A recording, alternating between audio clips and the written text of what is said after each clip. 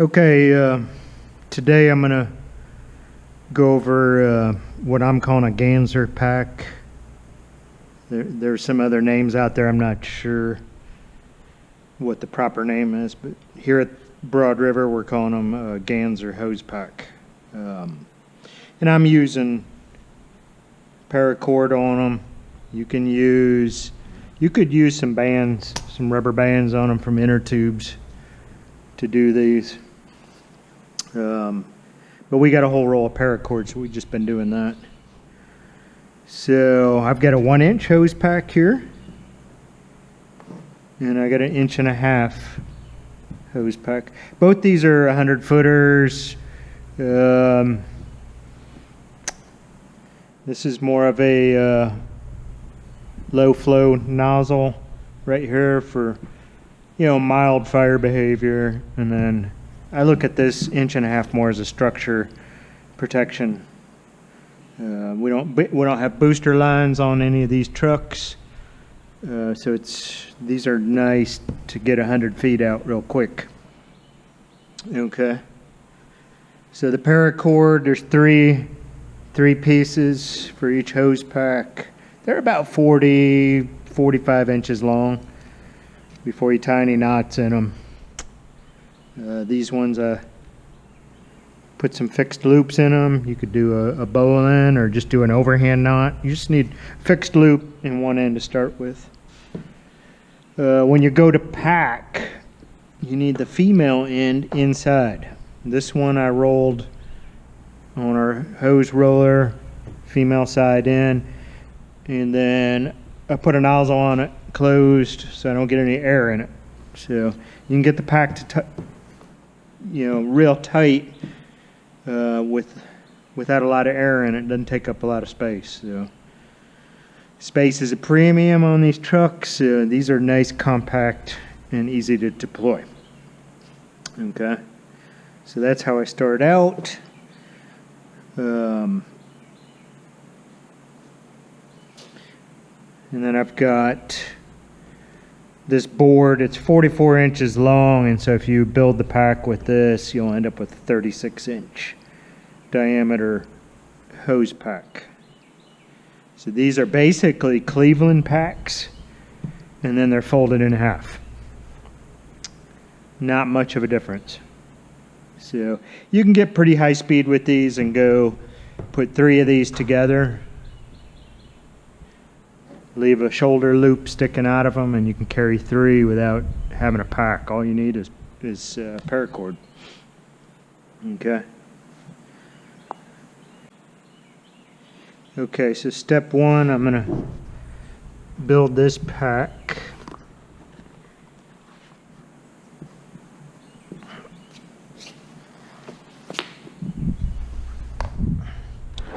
And I'm going to do it with this board, this 44-inch board. You could do it without it. A couple of people, you can make a 36-inch diameter loop and just rotate it around. Okay. So basically, all I'm gonna do is wrap this hose around the board.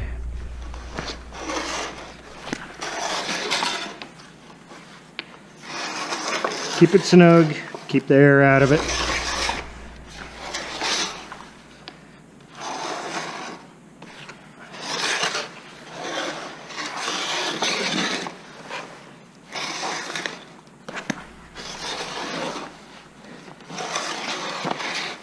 So, I'm a big fan of this.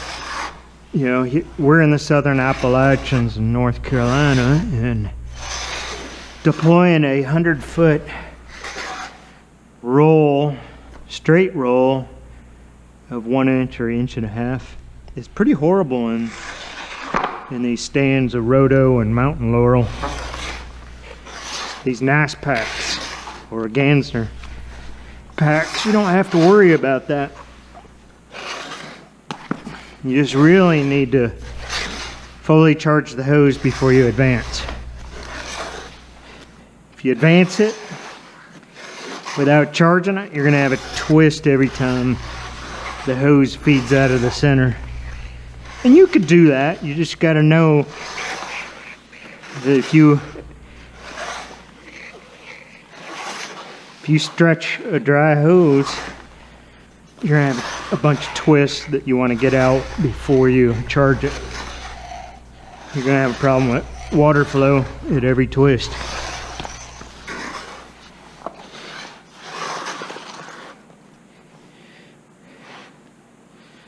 Okay, so that's wrapped around the board. I'm just gonna pull the board out. I'm gonna get my cords, and then I'm gonna see if I can fold this one into here. So notice that the male end with the nozzle, I'm putting on the it's on the inside. And then your connection to your apparatus or another hose is on the outside. Okay, you can do these without nozzles if you're going to do some kind of progressive hose setup. So I don't want that sticking out there. I'm just going to tuck it in here to the fold.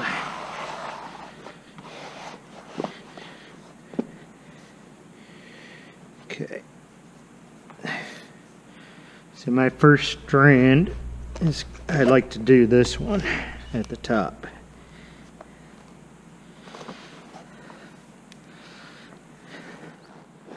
I'm going to try and get close to this. I'm not going to spend a lot of time on the knots, but this is a quick release. I'm going to go in here, look at my phone and see what this looks like.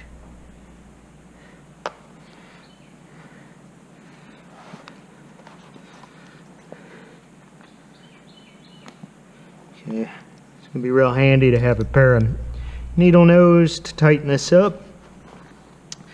Okay, so I've tightened that up. I'm going to capture it.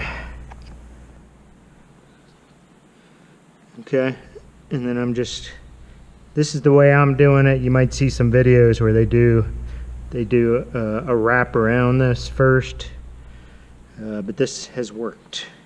So I'm just pulling a bite through it. If I can get my fat fingers on it. Okay.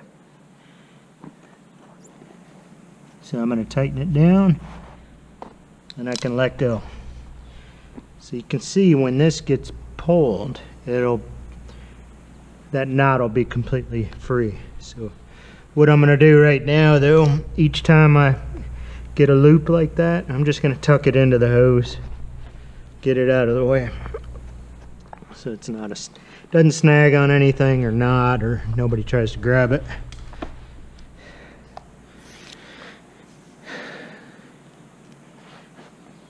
Okay, second cord. Same thing. I'm going to put a bite through it and tighten it.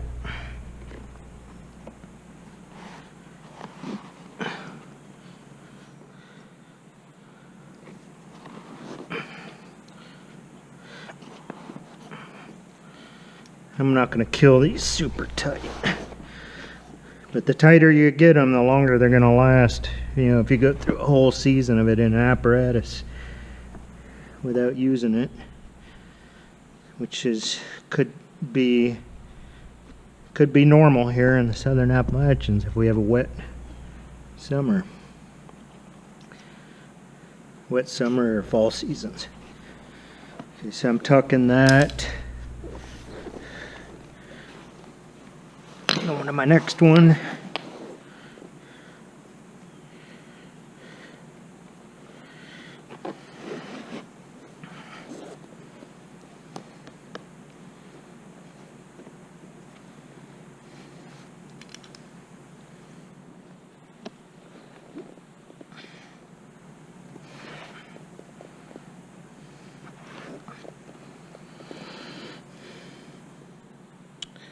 So if you're not into the whole figuring out all these knots and everything, you can just use bands on it.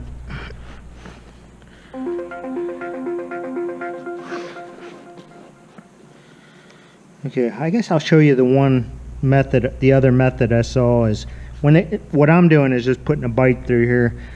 Some of the videos I've watched is they wrap around this and then they put a bite in here.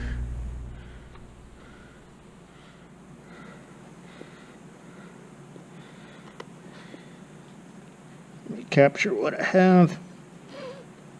And then they're going to take this slack out of here.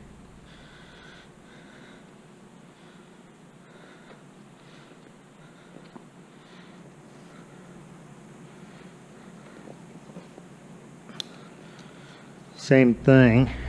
I got to tuck this out.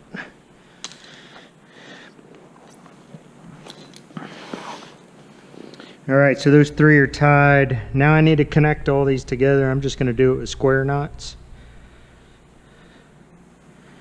See, left over right, right over left. And then this piece, let's see, I can make that a little neater.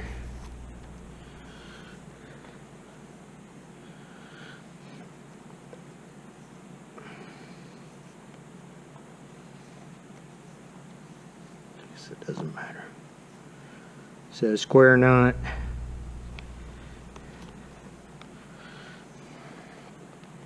So I'm connecting all of these together, so if you pull this, they'll all come off. Okay, so to neaten this up, I'm just gonna put a series of overhands to get rid of any of these tags.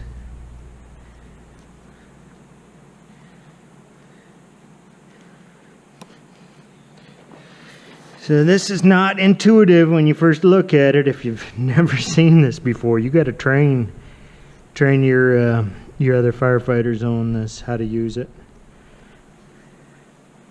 As I have seen somebody just take a knife to it, and they didn't know what to do with it. They thought it was take a knife to it and cut it pack. So this pack, when you take it off the truck and set it down, what I like to do is I'll just put a foot on it and grab here. And I'm just going to deploy this one right now. And then later on I'll hook it to the truck and charge it. So grab and pull. And all of that came off and it's all together. If you're trying to be really smart, put that in your pocket and save it for when you build it later. But if you lose it, it's just three, 45-inch pieces of paracord. Okay. So when you go to deploy this, it'll deploy faster if you open it up. Connect your supply. Put the pressure to it. When it's fully, it may take you, 100 psi, 125 psi to get this thing to fill all the way in a timely manner. Okay, so I'll retie this and then we'll hook it to a truck and demonstrate it.